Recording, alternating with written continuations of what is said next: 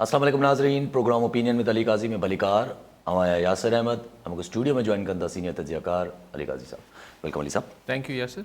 अली साहब, शहबाज शरीफ साहब जेका है उहा ग्रैंड डायलॉग जी ॻाल्हि करे छॾी, जेका पाण बि कई आहे, घणनि माण्हुनि बि कई आहे, चवंदा अचनि पिया त ग्रैंड डायलॉग थियणु खपे, इदारनि खे गॾु विहणु खपे। उन खां पोइ जंहिंमें शायदि काका नवाज़ी साहब इहा बि क्लियरिफिकेशन करे छॾी त it's not just call to political parties, पर इहा हिकिड़ी मिलिट्री जुडिशरी सभिनी खे मिलाए करे डायलॉग थियणु खपे। ॾिसो, ॻाल्हि इहा त ग्रैंड अगरि जिरगो या ग्रैंड डायलॉग जी ॻाल्हि थिए थी त ज़ाहिर आहे उनमें जेके बि स्टेक होल्डर्स आहिनि, ऐं सम्झां थो त उनमें ज़ाहिर आहे असांजी मिलिट्री इस्टेब्लिशमेंट हिकिड़ो वॾो स्टेक होल्डर आहे, असांजी जुडिशरी आहे, छाकाणि उन सां बि पावर गेम में, पावर पॉलिटिक्स में मुख़्तलिफ़ तहफ़ुज़ात ऐं मुख़्तलिफ़ मामलात रहंदा आया आहिनि माज़ी में। कंहिं हद ताईं मीडिया बि, लेकिन हाणे मीडिया जेको हिकिड़ो चङो मुड़ुसु नथो थी सघे त उनजी का सो ॻाल्हि इहा आहे त समूरी सियासी पार्टियूं ऐं स्टेक होल्डर्स खे विहारणु खपे। लेकिन सवाल इहो आहे त इहो ग्रैंड डायलॉग जो हुकूमत शहबाज शरीफ साहब अनाउंसमेंट कयो, सुठी ॻाल्हि आहे, लेकिन उनजो एजेंडा त ॿुधाए न, तो एजेंडा छा हुजे। मिसाल इमरान ख़ान फौरी तौर ते PTI रद्द करे छॾियो त असीं को ग्रैंड डायलॉग न कंदासीं जेसि ताईं इलेक्शन जो डेट न थींदी। ॻाल्हि इहा आहे त ठीकु आहे, उन ग्रैंड डायलॉग में तव्हां इलेक्शन जो नुक़्तो बि रखी छॾियो, यस, डेट डिसाइड करण जो नुक़्तो रखी छॾियो। तव्हां भई इहो बि रखो उनमें नुक़्तो त अचो डायलॉग कयूं था त छा मुल्क लाइ फौरी इलेक्शन ज़रूरी आहिनि या 8 महीननि खां पोइ आहिनि या 10 महीननि खां पोइ आहिनि। तव्हां हुन में ॿुधायो त सही त तव्हां डायलॉग बराए डायलॉग कंदो या हुनजो को एजेंडा आहे। एजेंडा मुख़्तसिर ऐं तुज़ रखिणो पवंदो, मुख़्तसिर बि रखिणो पवंदो ऐं तुज़ रखिणो पवंदो त ईंदड़ 10 साल हिन मुल्क जी माशी पढ़ी ऐं इंटरनल पॉलिसीज़ छा हूंदियूं। सो हिन हवाले सां हिकिड़ी डायलॉग थियणु खपे। ऐं मुंहिंजो ख़्यालु आहे त अगरि शहबाज शरीफ गवर्नमेंट हिन में इंट्रस्टेड आहे ऐं अगरि हू एजेंडा अनाउंस करे जंहिंमें इहो नुक़्तो पिणु शामिलु हुजे त इलेक्शन वारी ॻाल्हि, त पोइ PTI वटि हुन डायलॉग खे घुसाइण या उनखां इनकार करण जी गुंजाइश न रहंदी। पर मूंखे ख़बर न आहे त चीफ जस्टिस हुन ग्रैंड डायलॉग में शामिलु थियण लाइ राज़ी थींदो या न थींदो, या चीफ ऑफ आर्मी स्टाफ हुन लाइ राज़ी थींदो या न थींदो।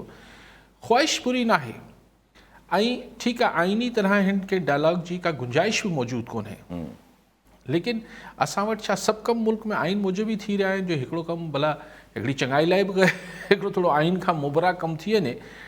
घटि में घटि हिकिड़ो एजेंडा सेटिंग त कयो न, ॿुधायो त सही त आख़िर हीउ मुल्क ईंदड़ 10 साल कीअं हलंदो ऐं हीउ हाणे छा थींदो, हाणे छा थींदो, पोइ सुभाणे छा थींदो। इन सॼे ग़ैर यकीनी सूरत हाल मां ॿाहिरि निकिरिजे। ॿाहिरि निकिरबो त ज़ाहिर पोइ फॉरेन इन्वेस्टमेंट बि तॾहिं ई ईंदी ऐं लोकल इन्वेस्टमेंट बि तॾहिं थींदी। सीड़पकार कीअं हिकिड़ी ग़ैर यकीनी सूरत हाल में पंहिंजो रुपयो या डॉलर छो सीड़ाईंदो, बल्कि मुल्क मां ॿाहिरि वापसि माण्हू ब्रेन ड्रेन बि थिए पियो ऐं कैपिटल ड्रेन बि थिए पियो। माण्हू पंहिंजो नाणो हाणे वरी ॿाहिरि मोकिलणु शुरू कयो आहे। मुंहिंजो मतिलबु आहे त हिन डायलॉग में अगरि सीरियसनेस आहे, हीउ सिर्फ़ु हिकिड़ो मिड़ई dialogue for the sake of dialogue या हिकिड़ो डायलॉग सियासी डायलॉग न आहे ऐं वाकई में शहबाज गवर्नमेंट डायलॉग करणु चाहे थी, मुज़ाकरात करणु चाहे थी, त मुंहिंजे ख़्याल आहे त इहो थियणु खपे। जो एजेंडा ॿुधायो वञे, पब्लिक कयो वञे, हुन में शामिलु करे वठिजे इमरान ख़ान जी हिन मुतालबे खे त फ्रेश जल्दी इलेक्शन कराइजनि या न कराइजनि। ज़िमनी हिकिड़ो नुक़्तो इहो बि थी सघे थो ऐं हुन खां पोइ अगरि इमरान ख़ान न बि अचे थो तॾहिं बि पोइ ग्रैंड डायलॉग थियणु खपे ऐं त जीअं हिकिड़ी एजेंडा सेटिंग थियणु खपे नेशनल सतह ते। सम्झां कोई बुराई न आहे। पर जब जेकॾहिं अगरि चीफ ऑफ आर्मी स्टाफ जीअं तव्हां चयो या जुडिशरी जे हेड कनि था जेके चीफ जस्टिस साहब, अगरि ओॾां रज़ामंदी अची तॾहिं त पोइ इमरान ख़ान साहब त मुंहिंजो न ख़्याल त न बि कंदा पोइ त मुंहिंजो त ॻाल्हि इहा आहे त हीअ जेका ॻाल्हि आहे हिकिड़ो जीअं पाण चवंदा यार सियासी डायलॉग थो हणे, उहो फिल्मी वारा डायलॉग, त अगरि त शहबाज शरीफ साहिबु हिकिड़ो सियासी डायलॉग हणी छॾियो आहे पोइ त ॻाल्हि ख़तमु थी। पर अगरि आर्मी चीफ बि उन में अचे थो, चीफ जस्टिस बि अचे थो, ॿिया जेके स्टेक होल्डर्स आहिनि उहे बि अचनि था, त वाई नॉट यार। हिकिड़ो दफ़ो तइ कयो हिन मुल्क लाइ हिकिड़ी सही सिमत तइ कयो, 10 सालनि लाइ तइ थिए। मिसाल अञा त असां हीअ ॾिसो हिकिड़ी अजीब ग़रीब कैफ़ियत आहे हिन मुल्क जी, यानी हुकूमत में वेठल धुर बि मुल्क जे दीवाले हुजण जो, मुल्क जी तमामु ख़राबु सूरत हाल हुजण जो, रोग जेको आहे रोज़ पिटको कनि पिया. मरियम नवाज़ जी प्रेस कॉन्फ्रेंस तव्हां ॾिसो त मतिलबु हू यानी हाणे पैसा अगरि हुकूमती कोन्हनि धुर बि पाकिस्तान. चए थी त असां वटि LC खोलण लाइ पैसा कोन्हनि. जी हा त जी हा जी त हा. पर हाणे तव्हां सोचो त मुल्क जी हालत छा आहे. अच्छा पोइ हिन सॼी हम संभाल लेंगे ही थींदो. ठीकु आहे, इहे डायलॉग त असीं ॿुधंदा आया आहियूं. लेकिन आख़िर चलो त अभी इलेक्शन नहीं भी कराएंगे, साल 12 महीननि खां पोइ इलेक्शन थींदा. पोइ कहिड़ी पक आहे त जेको धुर हाराईंदी उहो मञी वठंदी. अगरि इमरान ख़ान खटे वियो त हीअ 11 जमातूं चवंदियूं त वरी सिलेक्ट थी वियो आहे. ऐं अगरि इमरान ख़ान हराए वियो त चवंदा हीअ इम्पोर्टेड आहे. So I think once for all dialogue थियणु खपे. जी हा, जेका कम अज़ कम जेका अगरि जे वंस फॉर ऑल डायलॉग थियो त पोइ वरी इहे ॻाल्हियूं बि अचणु शुरू थी वियूं जेको असांजा पंहिंजा वॾा बिज़नेसमैन आहिनि मंशा साहब उन्हनि बि ॻाल्हियूं कयूं आहिनि त भई सर्टेनिटी तमामु ज़रूरी आहे, न त उन खां अलावा कुझु बि नथो थी सघे. पर उन्हनि गॾोगॾु वरी थोरियूं ॿियूं बि ॻाल्हियूं करे छॾियूं आहिनि त मुश्किल फ़ैसिलनि में वरी कालाबाग बि डैम बि ठाहियो. जेको मंशा साहब आहिनि अॼुकल्ह एक्टिव आहिनि, बिज़नेस टाइकून आहिनि, वॾा कारोबारी माण्हू Close to आहिनि. शरीफ़ family. पहिरीं बि चवंदा रहिया आहिनि, शरीफ़ ख़ानदान जा वेझे बि आहिनि. जो बि आहे पर पहिरीं चवंदा रहिया आहिनि त इंडिया सां हाणे बि चओ थो. हाणे बि चवनि था त इंडिया सां तिजारत खोलियो ऐं सभु कुझु कयो. त हाणे हुन में हू बाक़ी शयूं त ठीकु आहे. तूं चवनि पिया त कीअं फॉरेन इन्वेस्टमेंट अची सघे थी, की हिकिड़ो मुल्क आहे जेको असांखे $10 अरब ॾियण लाइ त गैस ॾियण लाइ क़तर ॾे इशारो आहे. ॿियो केरु हूंदो? $10 अरब जी केरु गैस ॾींदो असांखे? ऐं $2 उहे बि ॾियण लाइ तयारु आहे. हाणे छो क़तर असां लाइ तयारु आहे? छा सऊदी अरब ॾे जेका असांजा तालुकात आहिनि उन्हनि जो छा थींदो अगरि क़तर ॾे असीं एतिरो झुकाव कंदासीं? असां वटि पाकिस्तान जो त हू सूरत आहे न, एक को मनाओ तो दूजा रूट छाता है. ऐं क़तर ऐं सऊदी अरब कहिड़ो पाण में ठहनि था. हाणे हीअ जेको सॼी सिचुएशन आहे त उन में मंशा साहब पोइ विच में मड़ी जेके सोली सिंधी जे बोर्ड हारियो आहे हू एक्चुअली चवणु चाहिनि पिया त सिल्वर लाइनिंग ॾेखारियो, हिकिड़ी माण्हुनि जी ख़ुशख़बरियूं ॿुधायो, रोशनी ॾेखारियो त मुल्क में को वॾा फ़ैसिला थियनि पिया. त उन में चवनि था कालाबाग डैम में. हाणे कारोबारी माण्हू आहे उते लाहौर में वेठल आहे, हीअ पंजाब जी साइकी आहे. साईं पाकिस्तान में सिंध बि अचे थो, बलूचिस्तान बि अचे थो ऐं KP बि अचे थो. टिनी लाइ हीअ ऊंधाई जी ख़बर आहे कालाबाग डैम, हीअ को रोशनी जी ख़बर कोन्हे. हींअर सिंध में हाणे केरु मंशा साहब खे ॿुधाए या जंहिं एंकर सवाल कयो उनखे बि कोन ख़बर हूंदी शायदि. हींअर बि TP लिंक मां वरी पंजाब पाणी खणे पियो. सिंध में 55% पाणी जी खोट थी वई आहे. सिस्टम में पाणी आहे कोन. चवनि था कालाबाग डैम ठाहे छॾियो. ऐं कालाबाग डैम जो मुफ़्त में ठहे पियो. इहे billions and billions of dollars जो प्रोजेक्ट आहे उहो. सो ई फिज़िबल कीअं थींदो असां वटि? सो हिकिड़ी अजाई ॻाल्हि त कालाबाग वारी त हिकिड़ी नॉनसेंस ऐं हिकिड़ी ख़ाम ख़्याली आहे. लेकिन ओवरऑल मंशा साहब जहिड़ा माण्हू बि हिकिड़ी ॻाल्हि कनि था त भई मुल्क में का पुरुमीद कयो माण्हुनि खे. हीअ जेका मायूसी ऐं गैर यकीनी आहे, मंशा साहब बि उहा ई ॻाल्हि करे पियो त उन मां ॿाहिरि कढो. अच्छा, अगरि जे इन्हनि ॿिनी ॻाल्हियुनि खे गॾु कजे हिकिड़े क़िस्म जो त अगरि जे ग्रैंड डायलॉग में अंदरि कुझु ॻाल्हियूं अहिड़ियूं मंज़ूरी में अची वञनि थियूं त पोइ उन्हनि खे कीअं अपोज़ कबो? ग्रैंड डायलॉग में ॾिसो कंहिंजा हथ पेर त ॿधल कोन्हनि न. ग्रैंड डायलॉग में कंसेंसस जी ॻाल्हि हुजे थी त अगरि तव्हां कहिड़ी ॾेई इशारो कालाबाग ॾेई इशारो बि फ़ैसिला आहिनि काफ़ी. ॾिसो न ईअं न आहे. इस्टेब्लिशमेंट जी अगरि मर्ज़ी न हूंदी त तव्हां इंडिया सां तिजारत कीअं खोले वठंदो? ज़ाहिर आहे. ईअं अगरि सिंध ऐं जेको KP जी जेके नुमाइंदा जमातूं आहिनि उन्हनि जी ख़्वाहिशनि ऐं मर्ज़ी जे मूजिबि हू कीअं मञी वठंदा कालाबाग ते, उहो न थींदो. आई थिंक प्रोजेक्ट वाइज़ त हीअ नेशनल एजेंडा हुजणी न खपे. जी हा, एटलीस्ट हीअ त जेको अगरि तव्हां को ग्रैंड जिरगो या ग्रैंड डायलॉग कयो पिया त हू पॉलिसी लेवल ते थियणु खपे. Kalabagh dam is a project या अहिड़ा को प्रोजेक्ट छा उन में फ़ैसिला कंदो त स्टील मिल्स खे असीं प्राइवेटाइज़ कयूं न कयूं या PIA कयूं न. इहे को उन फोरम जा ई ऐं नथो सम्झां त डिस्कशन पॉइंट्स या ही हुजणु खपनि त भई इहो तय कजे ग्रैंड अलाइंस ग्रैंड डायलॉग में त PIA खे भला प्राइवेटाइज़ कयूं न कयूं, हेतिरा $1 मिलियन मिलनि पिया. This is not the forum. हिते त हिकिड़ी जेका त 2 शयूं, हिकिड़ो जीअं मूं चवां त माशी policies, internal policy, foreign policy, इहे इन जी कंसिस्टेंसी. ऐं ॿियो इहो आहे त कहिड़े इदारे जी किथे हद आहे, बाउंड्रीज़ तय थियणु खपे. जुडिशरी एग्जीक्यूटिव में केतिरो अंदरि वञे, मिलिट्री इस्टेब्लिशमेंट, सिविलियन बालादस्ती, ही सभु जेके मेजर इशूज़ आहिनि. आई थिंक ऐं political within the political parties जेके इशूज़ आहिनि उहे तय थियणु खपनि। हिन में हाणे प्रोजेक्ट्स थोरी डिस्कस थियणु खपनि। ठीकु आहे कॉलन सां गॾु अब्दुल हई सुमरो जैकबाबाद मां। जी सुमरो साहब छा चवणु चाहींदा? अस्सलामुअलैकुम साईं, मुंहिंजो अली कादी साहब जन खां सवाल आहे त जेको ईंदड़ बजट आहे उनखे साईं कीअं पिया ॾिसनि? इहो बजट जेको आहे अवामी बजट हूंदो या इन बजट खां पोइ हिन वक़्तु जेके पंहिंजो हिकु वक़्त जी रुखी सुखी खाइनि था उहे उन खां बि हलिया ॾींदा? ऐं ॿियो अर्ज़ु इहो आहे त जेके सरकारी मुलाज़िम आहिनि या जेके पेंशनर आहिनि उन्हनि जे हवाले सां छा पंहिंजो जेको हुकूमत पघारूं या पेंशन वधाईंदी या IMF खां पुछण खां पोइ जेको आहे उन ते अमल कंदा? इहो गुज़ारिश आहे। ठीकु आहे, ॿियो बि कॉल शेख अली नवाज़ सिंधी कराची मां। जी शेख साहब छा चवणु चाहींदा? वालेकुम साईं। वालेकुम सलाम। साईं अर्ज़ु इहो आहे, हाणे पाणी पाणी पाणी करे करबला वारनि खे बि पाणी मिली वियो पर असां सिंध वारा वीचारा उन हाल में आहियूं। हाणे ॿियो अर्ज़ु आहे त असांजो गोरख पार्क ऐं कंजर जेके जबल आहिनि थर में उन ते बि अखियूं वेठा आहिनि। गोरख पार्क बि हुकूमत सिंध में एॾी ताक़त न आहे जो गोरख पार्क ठाराए ऐं सिंध जे माण्हू छा पाकिस्तान जा माण्हू तस्वीर लाइ हुते ईंदा पर न ही इन ते ख़र्च न कंदा। अरबे रुपया कागज़ात में ॾेखारे चुका आहिनि पर हुन ते 1 करोड़ जो बि कमु न थियो आहे। ख़ुदा रा सिंध लाइ कयो बिलावल। ठीकु आहे सुमरो साहब, ज़ाहिर आहे IMF बजट हूंदो, IMF जी अप्रूवल सां बजट ईंदो ऐं IMF पैसा ई तॾहिं ॾींदी जॾहिं ही बजट जेको आहे IMF जी पूरी गाइडलाइन में ठहंदो। उनमें जेके पघारूं सरकारी मुलाज़िमनि जे वधाइण जूं आहिनि ऐं पेंशन्स इहो बि IMF सां मर्ज़ी सां मशरूत हूंदो। अगरि हुननि ओके कयो त वधी वेंदियूं पघारूं, न रास्तो न ॾेखारियो IMF त न वधंदियूं पघारूं। इहा सिधी ॻाल्हि आहे। न त तव्हांखे ही सिर्फ़ु पेट्रोल वधाइण ते हिकिड़ी शर्त हुई, ॿी शर्त इहा बि हुई त बजट असांखे पेश करे ॾेखारियो ऐं पास करे ॾेखारियो जेको असांजी मंशा IMF जी मंशा मूजिबि हुजे त ज़ाहिर।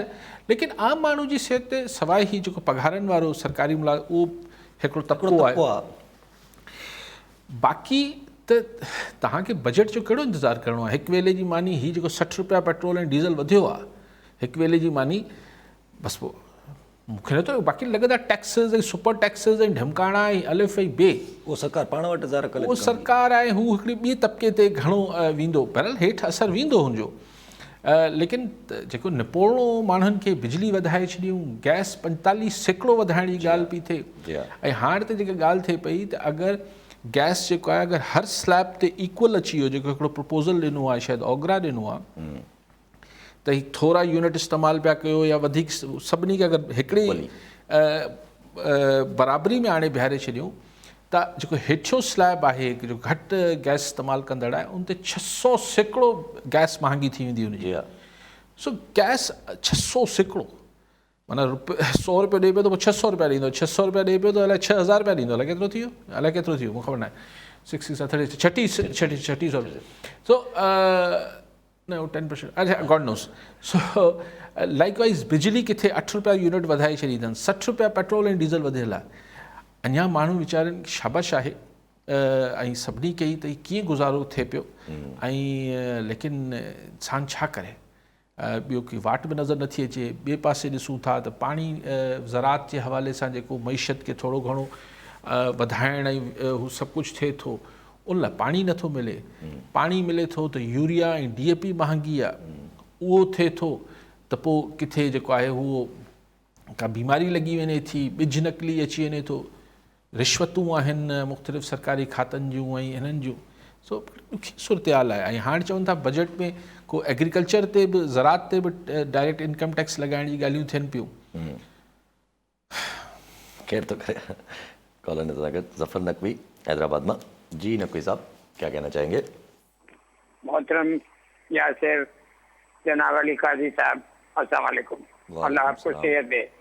सर बस मुझे आदत पड़ गई है आपकी और बड़ी अच्छी आदत है। टाइम के साथ वक्त यानी इसका तर्जुमा है अरबी में असर है वल असर इन्नल इंसान, तो टाइम के साथ चलना ज़रूरी है इंसान के लिए। सर आज थोड़ा सा डिफरेंट है मेरे सवाल, थोड़ा सा आपको इसमें ठीक ठाक मालूमात हैं कि इकोनॉमिक से ज़्यादा हमारी अखलाकियात बिगड़ गई हैं। आज मैंने कराची हाई कोर्ट में दुआ जहरा का काज़मी का केस देखा اس کے پیرنٹس کو میں نے روتے ہوئے دیکھا پچھلے کئی ہفتوں سے، آنسوؤں سے باپ رو رہا ہے، ماں پریشان ہے، اور وہ ٹین ایجر بچی چلی گئی اپنے پیرنٹس کو چھوڑ کے، جبکہ مجھے پرسنلی بھی پتا ہے کہ اکانومیکلی ساؤنڈ لوگ ہیں یہ. اس بچی نے آنے کے بعد ہائی کورٹ میں اپنی ماں باپ سے ملنا پسند نہیں کیا. اس نے روتی ہوئی ماں دیکھ رہی ہے، باپ دیکھ رہا ہے. اسی طرح نمرا اکیڈمی چلی گئی، اسی طرح تیسری بیٹی چلی گئی. ایسے ہی 4 دن پہلے بحریہ ٹاؤن میں وہ جزلان کو مار دیا، قتل کر دیا. ہماری جنریشن، نئی جنریشن کہاں جا رہی ہے قاضی صاحب؟ یہ ان میں قوت برداشت نہیں رہی. یہ گھروں سے فرار ہونا، یہ اخلاقیات ہمارا زیرو اس لیے ہو گیا کہ ہم صرف ایک گولو کے بیل کی طرح چکر لگا رہے ہیں. بجٹ، عمران خان، نورانی خان، فلاں خان، پچھلے سالوں سے ہم اسی چکر میں، ہمیں اپنی اخلاقیات درست نہیں کرے. قاضی صاحب آپ سے مجھے بڑی امید ہے، آپ کی بڑی واسٹ نالج ہے، بیک گراؤنڈ ایجوکیشن کا بھی ہے. تھوڑا سا اس پہ روشنی ڈالیں سر، اس کے سوسائٹی پہ اچھے ایفیکٹس ہوں گے. بہت شکریہ قاضی، بہت شکریہ. نقوی صاحب آپ نے مجھے دیکھیں، میں کوئی اخلاقیات پہ لیکچر دینے تو کوئی ادھر مقصد ہوتا نہیں ہے، لیکن بات یہ ہے کہ اخلاقیات بھی کیا ہیں نقوی صاحب؟ وہ کیا کوئی پرماننٹ چیز ہے؟ وہ ہم دیکھتے ہیں کہ جو آج سے 100 سال پہلے کی اخلاقیات تھیں مختلف علاقوں کی، وہ بتدریج تبدیل ہوئی ہیں. ہر جانے والی جنریشن جو ہے کہتی ہے کہ یہ نسل اخلاقی طرح بگڑی ہوئی ہے. ہمارے بزرگ ہمیں کہتے تھے، ہم اپنے بچوں کو کہتے ہیں کہ بھائی ہمارے وقتوں میں تو یوں ہوا کرتا تھا، ہمارے وقتوں میں یوں ہوا کرتا تھا. لیکن بہرحال یہ اس طرح ہے. اچھا، ہم ہی آج جو ہے اگر اپنے بچے لے کر، چھوٹے بچے لے جا کر کسی مغربی دنیا میں بیٹھ جائیں گے، امریکہ یا یورپ میں، تو ہمیں پھر وہ ٹھیک ہے، وہ اگر بچہ آ کر سلام نہیں کرے گا تو ہم بولیں گے نہیں ٹھیک ہے، ادھر تہذیب یہی ہے. یا بڑے کے آنے پہ چھوٹا کھڑا نہیں ہوگا. مثال مغربی ویسٹرن سکولز میں کوئی جیسے ہمارے ہاں ہوتا ہے کہ ٹیچر اور آتا ہے تو بچے کھڑے ہو جاتے ہیں، وہاں نہیں کھڑے ہوتے. تو اس کا مطلب یہ نہیں ہے کہ وہ اس کی احترام نہیں کر رہے ٹیچر کا. اب کراچی کے بھی مختلف کیمبرج سکولز میں بچے نہیں کھڑے ہوتے. اب ہم کہہ سکتے ہیں کہ ان کی اخلاقیات بگڑ گئی ہے، یا ہم کہتے ہیں کہ اخلاقی معیار تبدیل ہو گئے. لیکن ایک بات اور ہے جو تو ظاہری طرح تو بطور ایک والدین کے بہت دکھ ہوتا ہے ایسے معاملات دیکھ کے کہ بچی جو ہے وہ اتنی کیوں بدظن ہے ماں باپ سے. یہ نام نہاد محبت، عشق تو ہم سب سمجھتے ہیں کیا ہوتا ہے اس عمر کا محبت، اور یہ سارے یہ جو انفیچویشن ہوتی ہے جس کو یہ بچے سمجھتے ہیں کہ یہ کوئی محبت ہے. محبت تو ایک پھر الگ ایک سبجیکٹ ہے، پھر کسی دن بات کریں گے اس پر. تو بیسکلی یہ کہ یہ کیا ہے، کیوں وہ بچی اتنی بدظن ہے. اچھا، اگر ماں باپ کو بہت ہی ظالم اور اس طرح کے تھے تو پھر ان کو بھی دکھ نہیں ہونا چاہیے، چلی گئی. تو ظاہری طرح ایسا بھی نہیں لگتا. تو میرا جو خیال ہے، یہ ہمارے ہاں کوئی آج سے نہیں ہے. اکثر سنتے ہیں ہماری اقلیتی برادری جو مذہبی طرح اقلیتی ہیں ہندو، اس میں بچیاں جاتی تھی تو کہتے تھے ہندو بچیوں کے ساتھ پرابلم ہے. تو میں اس وقت بھی کہتا تھا کہ بھائی بچی تو مسلمان کی ہو یا ہندو کی ہو یا کرسچن کی ہے، ان کے ماں باپ کو تو وہی تکلیف ہوتی ہے. اور معاملہ تو اب جو مختصر کوشش کر رہا ہوں کہ جلدی سمیٹوں بات کو، مختصر یہ کہ دیکھیں ماں باپ کو بھی آج کے زمانے کے تقاضوں کو سمجھنا پڑے گا، والدین کو بھی بچوں سے کمیونیکیشن بڑھانی پڑے گی. یہ جو ہمارے پاس ٹیبوز ہیں کہ نہیں یہ بات بچی جو ہے والد سے نہیں کر سکتی، یہ بات بچی والدہ سے نہیں کر سکتی، کچھ احترام کے رشتے ہیں، اب کچھ بدلنا پڑے گا. بچوں کو بات کرنے کی مطلب شروع سے ہی ان میں ہمت ڈالنی پڑے گی کہ بھائی جو بھی ہے اچھا ہے برا ہے بات کیجئے. کمیونیکیشن بند نہیں ہونی چاہیے. وہ کس زمانے ہوتا ہے ابا حضور آ گئے تو بچے جو سہم کر ایک طرف بیٹھ گئے، اور دادا حضور آ گئے اور دادی جان کے سامنے نہیں بولنا. یہ جو تھے ٹھیک ہے، وہ وقت تھا، ہوتا تھا. یا ہم احتراماً ہماری آنکھ نہیں اٹھتی، ہماری زبان نہیں اٹھتی کہ ہم اپنے بزرگوں کے سامنے بات کر سکتے. جی ہمارے وقتوں میں تو ہم بزرگوں کے سامنے بات نہیں کر سکتے تھے. آج کا زمانہ وہ نہیں ہے. آج کل وہ بچے جو ہیں وہ ٹویٹر پہ اور فیس بک پہ پتہ نہیں کیا کیا بول رہے ہیں، لیکن وہ گھر میں بولا جاتا ہے کہ اب والدین کے سامنے نہ بولیں، تو اب ممکن نہیں ہے.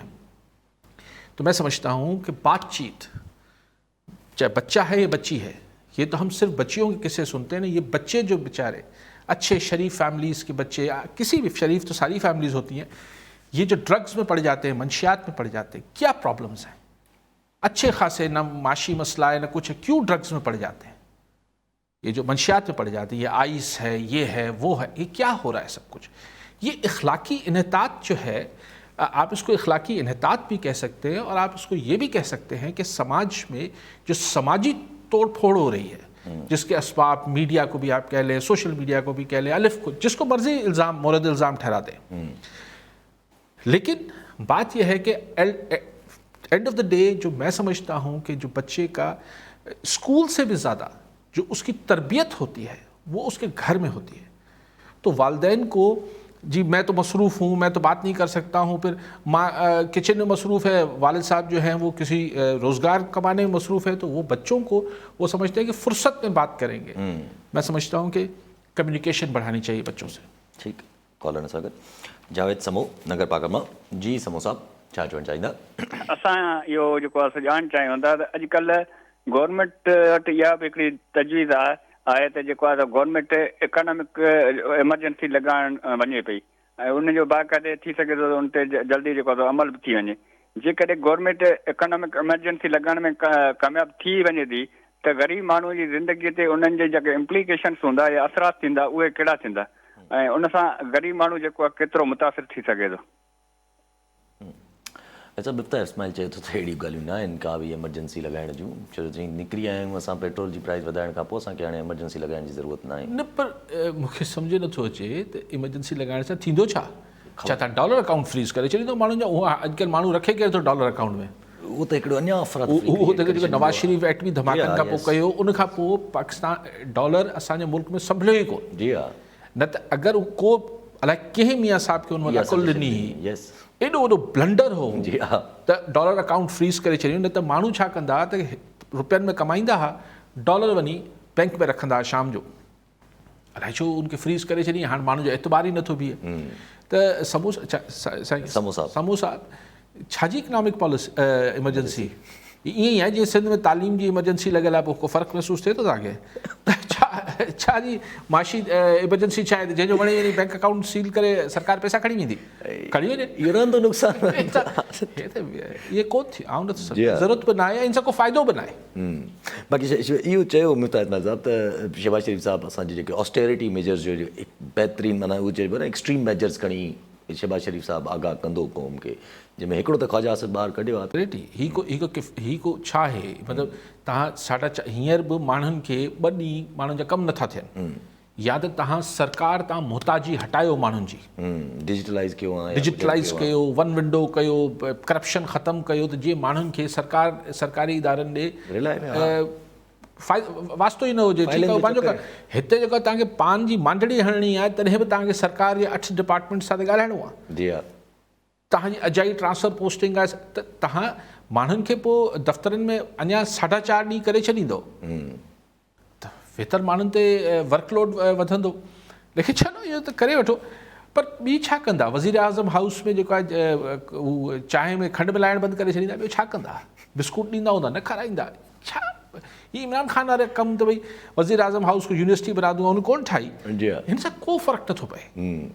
ॾिसी जेको ट्रिलियंस ऑफ रुपीज़ जा मामलात हुजनि था, खरबे रुपए जी बजट ठहे थी, उन में तव्हां 2-3 करोड़ रुपए जी जेका वॾी किफ़ायत शौरी कयो था, पोइ असांखे ॾाढो मुतमइन कयो था, कीअं उणाए थो? हिन खां कुझु कोन थियणो आहे। हा, चवनि था त असीं जेको आहे अशराफिया खे जेका एलीट आहे, पोइ छा कंदो? टैक्सिस हणंदो, सुपर टैक्सिस जेको हालांकि त सुपर टैक्स मसइलो इहो आहे त तव्हां वटि हाणे त मूंखे अंग विसरियो त केतिरो सैकड़ो माण्हू टैक्स ॾियनि था। जी हा, तमामु घटि, तमामु घटि, 1% बि घटि हूंदो। न उहो जेको सो ॻाल्हि आहे त तव्हां उनखे अञा निपोड़ियो, पोइ छा थींदो? ॾिसो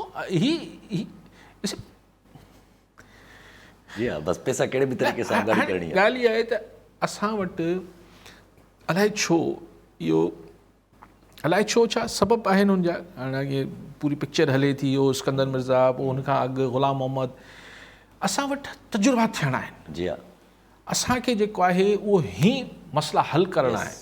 अरे भाई तव्हां सुकून सां मुल्क खे हलणु ॾियो, ऐं रूल्स ऑफ द गेम ठाहे छॾियो जेके ऐं हुन ते अमल कयो, हुन रिश्वत ऐं ही मामलात घटायो ऐं जेके डिस्क्रिशनरी पावर्स आहिनि, सवाबदीदी इख़्तियारात आहिनि, उहो मुख़्तियारकार खां वठी जेको प्राइम मिनिस्टर ताईं आहिनि उनखे घटायो ऐं हलणु ॾियो मुल्क खे।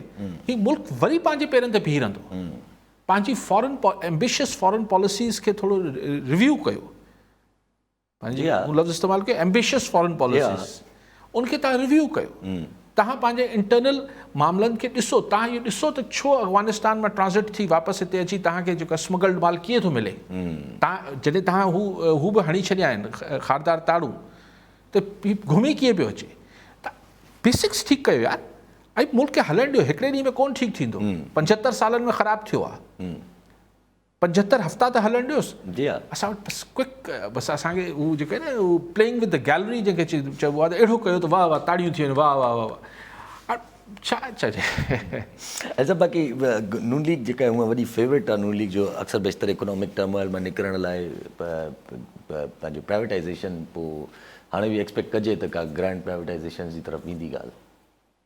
ज़ाहिर उहो एंटरप्रेन्योर हू आहे न साईं, सेठिया आहे न, मालकान इंडस्ट्रियलिस्ट सनतकार तबिको आहे, शरीफ़ फैमिली, ही सभु उहो सम्झनि था त ही सरकार छो थी हले, अच्छा न हलायो, भले छा फ़र्क़ु पइजी वेंदो। उहो आसिफ़ साहिबु उन ॾींहुं ज़रदारी साहिबु प्रेस कॉन्फ्रेंस में चयो त अलाए कहिड़ी शइ विकिणी छॾियो, इंश्योरेंस कंपनी, चयो न 10-15 अरब रुपया मिली वेंदा।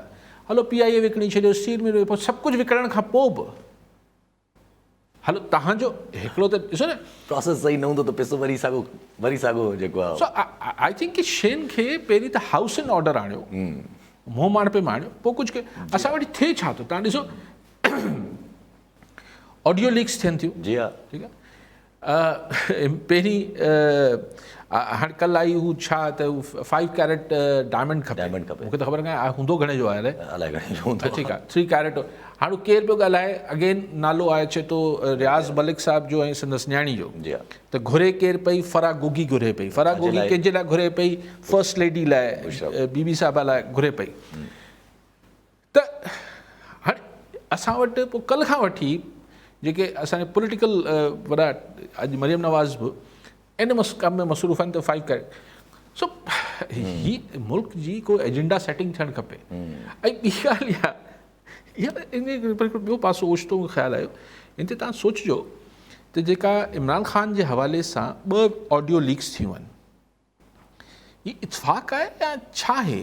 त ॿिन्ही में रियाज़ मलिक छो, जेको असांजो बहरिया टाउन वारो टाइकून आहे, ॿिन्ही में रियाज़ मलिक आहे। पहिरीं में आसिफ़ ज़रदारी साहिब सां ॻाल्हाए पियो इमरान ख़ान लाइ, ॿिए में 5 कैरेट डायमंड लाइ ॻाल्हाए पियो मुबैना तौर ते पंहिंजी न्याणी सां, पर जंहिंजी रियाज़ मलिक साहिबु तरदीद करे छॾी, पाण तरदीद कई, पर इहे लीक थियनि पियूं। ऐं टारगेट हिकिड़ो ई बिज़नेस, ऐं हिकिड़े ई बिज़नेसमैन जी ॻाल्हि छो ॿिन्ही दफ़ा लीक थिए पई? न थी सघे थो इत्फ़ाक़ हुजे। जी हा, थी सघे थो इत्फ़ाक़ हुजे, थी सघे थो, ऐं थी सघे थो न बि हुजे, न बि हुजे। ठीकु आहे। ऐं वक़्तु रहूं था पिया, अॼु पर कराची मां MP आहिनि PTI जा, मतिलबु हिकु त PTI जेको इहो अक्सर माण्हू चवंदा आहिनि, त चवनि पिया, हाणे बि चवंदा आहिनि त PTI जेको इहो बिज विधो आहे, जेको एक्सट्रीम पोलराइज़ेशन जो, इहो नुक़सानु त ॾींदो। अॼु कराची मां PTI जा MP आहिनि जेके सिधी धमकी ॾियनि, MNN सॉरी, त असां उहो सिधी धमकी ॾियनि था त मां ख़ुदकुशी दमाग़ो कंदुमि, ऐं सभिनी खां पहिरीं आऊं हूंदुसि। यस, हाणे छा चइजे ॿुधायो? ऐं ते ॻाल्हि इहा आहे, लेकिन हिकिड़ी ॻाल्हि आहे त अमूमन जेके ख़ुदकश बमबार पहिरीं जिन्हनि कई आहे इहे कमु, दहशतगर्दी कई आहे, उन्हनि जी इहे वीडियोज़ हुननि जे धमाकनि खां पोइ ज़ाहिर कयूं वेंदियूं हुयूं त आउं वञा पियो इहो करण लाइ, त जीअं माण्हुनि खे ख़बर पए। हीअ पहिरीं पिया अनाउंस कनि, माना नियत कोन अथनि, तो अला पनाह में रखे। पर ॾिसो, तव्हां मूंखे ॿुधायो, हिन माण्हू खे कहिड़ी पार्टी मां हुजे, ही क़ौमी असेंबली में पाकिस्तान जे वॾे वॾे शहर जे, कराची जे हिकिड़े तक जो नुमाइंदो आहे, ऐं हुनजी ज़हनी कैफ़ियत इहा आहे त हू चए थो मां ख़ुदकुश बमबारी कंदुसि। हाणे इन माण्हू ही कराची जी हिकिड़ी आबादी जो नुमाइंदो आहे क़ौमी असेंबली में, ऐं सम्झा थो त PTI खे कढी छॾणु खपे। एग्ज़ैक्टली, सॼे तक जी इहा नुमाइंदी थोरी हूंदी, इहा सोच थोरी हूंदी, कंहिंजी बि न हूंदी। एग्ज़ैक्टली, पर माण्हू सम्झे त PTI खे कढी छॾणु खपे। ही भाई कहिड़ी नामाकूल गुफ़्तगू आहे। How can you at any cost, तव्हां टेररिज़म जी ॻाल्हि था कयो, तव्हां दहशतगर्दी जी ॻाल्हि कयो था, उहा ॻाल्हि आहे न, हाणे मां हिननि खे PTI खे बि ॻाल्हि सम्झ खां थोरी सवाई थिए पई त लॉन्ग मार्च करे नथा सघनि, स्टैब्लिशमेंट गवर्नमेंट जे सां गॾु थी बीह रही आहे, जुडिशरी मां को सिधो ज़ाहिर जुडिशरी ईअं कीअं कहिड़ो रिलीफ छाजे लाइ ईअं ॾेई न, ऐं हू ज़मानतूं अमानतूं ॾिए पई, बाक़ी हाणे कहिड़ो रिलीफ ॾिए, बाक़ी कहिड़ो रिलीफ? त पोइ सम्झ न पियो अचे ख़ान साहिब खे त ही 12 महीना गुज़रंदा कीअं, पोइ अलाए छा था चवनि ख़ुदकुश बमबारे, नॉनसेंस ॻाल्हि। जेका हिकिड़ी ॿी ॻाल्हि कई न्यूक्लियर प्रोग्राम ते, वरी पोइ उन ते बि अॼु रद्दमल अची वियो, बिल्कुलु अचणु खपे, उन ते बि रद्दमल अची वियो, सख़्तु रद्दमल अची वियो। त भई अहिड़ी गुफ़्तगू जेको आहे उहो सिर्फ़ु नेशनल कमांड की अथॉरिटी आहे, तव्हां महिरबानी करे गुरेज़ कयो। See Imran Khan is hurting himself, मां सम्झां थो त इमरान खान साहिबु हुन पंहिंजो हिकिड़ो, ॾिसो ही ख़ुशकिस्मत माण्हू आहिनि बतौर सियासतदान, त 3.5 साल ऐं हुन खां अॻु 4-5 साल हिननि खे इस्टेब्लिशमेंट जी मुकमल हिमायत हासिल रही, पर जीअं इस्टेब्लिशमेंट जो हथु हिननि जे हथ मां निकितो त अवामी राय आमा जो हथु इमरान खान होल्ड ऑन कयो इमरान खान। त ख़ुशकिस्मत माण्हू आहे त still he is with some power, न त सॼे पाकिस्तान खे मुंहुं सूधो सभिनी खे ख़्यालु हो त हीअ हुकूमत मां निकिरंदो त इन जी ग्राफ हेठि वेंदो, पर he is a lucky man in that context के माण्हुनि खे उहो 3.5 साल विसरी विया। सो ही शुड नॉट, मतिलबु आई थिंक ही शुड रिस्पेक्ट के हिनखे पढ़िया लिखिया, ऐं ख़ान साहिब जा जेके सपोर्टर्स आहिनि उनजी अक्सरियत पढ़ी लिखे माण्हुनि जी आहे, सो ही शुड रिस्पेक्ट दैट के ही अहिड़ी ॻाल्हियूं न करे ऐं अहिड़े माण्हुनि खे डिस्करेज करे जेके कहिड़ी पंहिंजी सपोर्ट सस्टेन करे, नॉनसेंस ॻाल्हियूं आहिनि, टेररिज़म ऐं ही सभु शयूं सपोर्ट सस्टेन करे, ऐं पंहिंजी सपोर्ट खे सस्टेन करे, ही सम्झनि था त मुस्तक़िल एक्टिविटी सां ई ईअं न थींदो आहे। कॾहिं कॾहिं हिकिड़ो मुदब्बर सियासतदान जेके आहिनि उहो पोइ माठि रहण में बि उनखे सम्झंदा आहिनि त ही बहितर आहे त हिन महिल माठि रहिजे। ख़ान साहिब should, I think he different आहे उन्हनि लाइ मौक़ो, लेकिन पंहिंजी पॉपुलैरिटी खे डैमेज छो था कनि? पर उहा ई ॻाल्हि अची वेंदी न त उन्हनि जा माण्हू बि त ॾिसो न, कुझु शयूं हुजनि थियूं न जेके, मिसाल मूं जहिड़ो माण्हू जेको हू इज़ नॉट आई के पाण त कोशिशि कयूं था त हिकिड़े घर त उन ॻाल्हियुनि खे मुंहिंजे लाइ बि हज़म करणु ॾुखियो थी वञे, त मां कई पहलू ॻोल्हिया, मिसाल दहशतगर्दी जे ऐलान खे आऊं छा कीअं छा कयां, या अगरि हिकिड़ो मिसाजिनिस्टिक क़िस्म जो बयानु इमरान खान साहिबु ॾींदो त मरियम नवाज़ खे मियां परेशान, कहिड़ी ॻाल्हियूं आहिनि। सो आई थिंक ही शुड, मतिलबु थोरो पेर झले न त तिरकी कॉलर नज़र गॾु मोहम्मद बख्श लोराणी थाना मुलाकात मां। जी लोराणी साहब, छा चवणु चाहींदा? साईं अली काज़ी साहिब खां मुंहिंजो सुवालु आहे त जेका मूवमेंट हली इमरान खान जे ख़िलाफ़, महांगाई जे ख़िलाफ़, त उन में पीपल्स पार्टी बि लांग मार्च कयो, मुस्लिम लीग नवाज़ लांग मार्च कयो, पर जेका हीअ हुकूमत PDM जी आई आहे त माण्हुनि जूं रड़ियूं निकिरी वियूं आहिनि, एतिरी त महांगाई थी वई आहे जो ऐं सम्झा थो माण्हुनि खे सम्झ में नथो अचे त असां ज़िंदगी कीअं गुज़ारियूं, त छा इहा महांगाई ख़तमु करण जे बजाय हिते महांगाई अची वई आहे, माण्हू कॾहिं वञनि? ठीकु आहे साईं। ॿियो बि कॉलर मंसूर अब्बासी शहजादकोट मां। जी अब्बासी साहब, छा चवणु चाहींदा? तव्हांखे साईं जन खे सर भिटदणी जो शहर आहे हिकिड़ो त रब रुसे मत खसे, हाणे कोन हथियार ॾसे अहिड़ो पार जंहिंमें जोखो जान जो। साईं कुर्सी त ॾिसो कहिड़ी प्यारी शइ आहे साईं, इमरान खान जो त वायूं बताल थी वियूं साईं, को ख़ुदकुश बमबार थिए थो, को थो चए त मां पाकिस्तान मां लॾे वञी अफ़गानिस्तान में रहंदुसि। ऐं ॿियो सर हिन सरकार जो वरी नओं ऐलान आहे त जेके सरकारी मुलाज़िम आहिनि उन्हनि जी पघारुनि जो जेको आहे सो वधण खे जेको आहे सो IMF सां मशरूत करे छॾियो अथऊं। हाणे साईं IMF हिननि खे बजट खां पहिरियां इजाज़त ॾिनी, पोइ सरकारी मुलाज़िम जूं पघारूं वधाईंदा, अवाम लाइ त सर वॾो आज़ादु करे छॾियो हिननि बि, घटि त ॿिन्ही में कोन्हे का। साईं जन जी छा रहियासीं? ठीकु आहे साईं। ॿियो वठी वठूं कॉलर आमिर अली कराची मां। जी आमिर साहब, छा चवणु चाहींदा? Very much for taking my call. दरअसल वाटर क्राइसिस जे बारे में हाणे सिचुएशन तमामु वर्स थींदी वञे, माण्हुनि खे न त ज़रूरी ज़रूरियात लाइ, न वरी ज़ाती इस्तेमाल जे लाइ पाणीअ जो क्राइसिस आहे। ऐं वरी the funny thing is that Sindh जो irrigation minister is keep saying the we protest to the federal government. जॾहिं तव्हां उन्हनि खे सपोर्ट पिठा करियो एंड स्ट्रेंथनिंग देयर हैंड्स, त पोइ इहो कहिड़ो लॉजिक आहे? Why they are making people of Sindh fool? अगर एतिरो ई ज़्यादा प्रोटेस्ट है तो they must resign and quit from the government. भले कॾहिं गवर्नमेंट खे हटाइनि न, पर कम अज़ कम उन मां अलहदा थी वञनि, which is trying to turn our province as a desert, रेगिस्तान करण जी जेका रिथाबंदी थिए पई। ठीकु आहे आमिर साहब। जी पहिरीं जेको लोहाणी साहिबु ऐं अबाई साहिब जी ॻाल्हियुनि खे अगरि गॾाए वठूं साईं ही जेको ॿिन्ही में अबाई साहिबु चयो त कहिड़ो फ़र्क़ु आहे, साईं कहिड़ो फ़र्क़ु आहे। अॼु तव्हां मरियम साहिबा खे ॿुधो आहे, मरियम नवाज़ साहिबा वो लेक्चरिंग कनि पियूं, ये लेक्चरिंग असां इमरान ख़ान जा 3.5 साल ॿुधा। रियासत लाइ अब मैं आपको बताती हूँ कि क्या हुआ। ॼण हाणे असीं वरी हीअं करे पॉपकॉर्न वठी माण्हू हाणे पॉपकॉर्न पियो खाए, भुॻड़ा पियो खाए, त हाणे ॿुधूं त हिकिड़ी कहाणी आहे, दिस अ स्टोरी। जीअं इमरान ख़ान साहिबु हिकिड़ी स्टोरी टेलिंग कंदो हो, हाणे मरियम बीबी जेके आहिनि हिकिड़ी स्टोरी टेलिंग शुरू कई आहे त भई हीअं आहे भाईजान, नाहे खाइण लाइ नाहे, महंगाई आहे। नवाज शरीफ ने ये किया था, अगर इतना दिल है तो तुम पेशावर क्यों बैठे हो। त पोइ मतिलबु आउं हुन बहस में नथो पवणु चाहियां, let them do that thing के जेको हिक ॿिए खे कनि था त केरु बहादुर आहे केरु बुज़दिल आहे, उन ते ॻाल्हि नथा कयूं। पर क्वेश्चन इहो आहे त ही कहाणियूं त असां 3.5 साल इमरान ख़ान साहिब जी ॿुधियूं, IK जूं, हाणे मरियम साहिबा जी ॿुधूं पिया, त फ़र्क़ु त कुझु ई कोन्हे। 60 रुपया शयूं पेट्रोल डीज़ल वधी वियो, 8 रुपया बिजली वधी वई, 45% गैस वधी वई आहे, हर शइ खाइण पीअण जी महांगी थी वई आहे। ऐं चइजे थो त अचो कहाणियूं ॿुधो, असां हीअं करे छॾियो माज़ी में, हाणे बि हीअं करे छॾींदासीं। अच्छा जेसि ताईं तव्हां अगरि बुखिया रहो था त ख़ैरु आहे, ख़ैरु आहे, पर तव्हांखे बुखियो रहणु खपे, छाकाणि त असां चैलेंज क़बूल करे वरितो आहे ऐं तव्हां असांजा पोइ लॻायो त चुप करे वेहो ऐं जस्ट बेयर द प्रेशर ऐं बर्दाश्त कंदा रहो। त हाणे पोइ माण्हू चाहे थाणा बुला खान में रहंदो हुजे या शहदाद कोट या कंद कोट में रहंदो हुजे, उन लाइ उहो चए थो भई ओहो उहे कहाणियूं त ठीकु आहे, पर कीअं हलूं कीअं अॻिते उहो नथा ॿुधाइनि। इंस्टाग्राम ते ॾिसी वठो, असांजी सोशल मीडिया टीम हीअ थी करे। पाणी आमिर साहब बिल्कुलु उहा ई ॻाल्हि आहे त अगरि प्रोटेस्ट सां मुराद छा आहे, शायदि प्रोटेस्ट सां मुराद इहा आहे त असां रिकॉर्ड ते प्रोटेस्ट करे छॾियो, बाक़ी हाणे ॿुधणु न ॿुधणु कमु वफ़ाक़ी सरकार जो। असां किथां छॾींदासीं हिन ॻाल्हियुनि ते हुकूमत, पाण हुकूमत में हूंदासीं ऐं पाणी बि न हूंदो ऐं बसि। सी आउं उहो ई चाहियां थो त काफ़ी अरसे खां चाहियां थो त पॉलिटिक्स जेको आहे, जेके पॉलिटिक्स थिए थी असां वटि पॉलिटिशियंस कनि पिया, उहो माण्हुनि जे इशूज़ खां आस्ते आस्ते इररिलेवेंट थींदी वञे पई।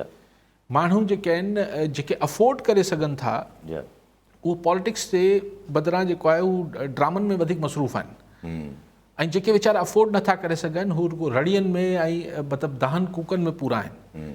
ही सभु शयूं जेके आहिनि, हीअ जेको पंहिंजे पर में तमामु घणो कनि पिया, हीअ हिकिड़ो अगेन सोशल मीडिया ते बि हिकिड़ो मख़सूस तबिको आहे जेको ही वायरल करे पियो ऐं टॉप ट्रेंड ठाहे पियो हो।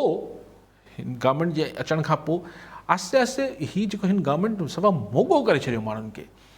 हिन गवर्नमेंट ऐं मूंखे कतन इहा का ख़ुशफ़हमी न हुई त ही हुकूमत ईंदी त को वॾो माण्हुनि जी ख़ुशहाली अची वेंदी, पर मूंखे ख़बर न हुई त एतिरो कमु लाहे छॾींदी। मतिलबु 30 रुपीज़ खां पोइ अगेन 30 रुपीज़, अञा वरी चवनि था 8 रुपया 10 रुपया ॿिया वधाईंदासीं, ऐं IMF डिक्टेटेड बजट ईंदो, पाणी आहे कोन। मतिलबु सिंध लाइ त ऐं असां वटि छा अच्छा MQ बि अॼु डिस्कशन थिए पई त वज़ारतूं मिलंदियूं न मिलंदियूं, हिन सां आम माण्हू जो छा वञे, बसि पॉलिटिक्स आहे, बसि इहो ई हलंदो। ठीकु आहे, वॾी महिरबानी साहब। नाज़रीन, अॼु जे प्रोग्राम जो वक़्तु पूरो थियो, पर मिलंदा ईंदड़ प्रोग्राम में। दुआ में।